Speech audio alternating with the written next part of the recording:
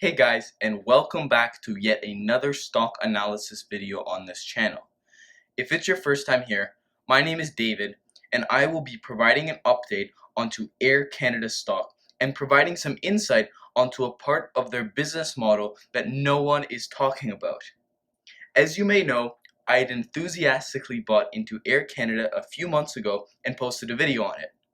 That video went absolutely crazy and has over 4,000 views as of now. Hence, I've decided to update you guys on what I am doing with my position and give you some insight onto some things that have changed since the time that I posted that video. Firstly, in terms of stock movement, US Airlines have rocketed since May, while Air Canada has remained relatively stagnant. It's quite obvious though that Air Canada is the superior buy to US Airlines, and just to highlight a few of the reasons that I touched upon in my previous video, Air Canada has a much better balance sheet in terms of their current ratio and total asset to liability ratio.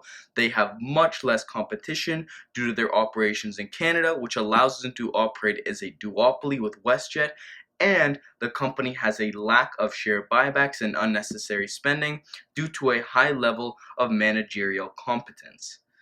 These reasons led me to be a buyer of the stock under $17 a share, about where it's trading right now. I know a lot of finance YouTubers have made videos explaining how their perspectives have changed after Air Canada's Q1 report. However, for me, the earnings report was unsurprising and was everything investors should have anticipated. To highlight the most important parts of that report, most of the company's losses were from foreign exchange fees that won't be recurring. On top of this, Air Canada has cut their expenses for the future heavily, so I don't think they'll likely eat through that whole cash position of theirs either. Right now, I'm actually more excited than ever about Air Canada's future. Why? Because this company has expanded their business model and no one is talking about the potential this expansion has. Air Canada has essentially altered many of their aircrafts to become cargo carrying crafts.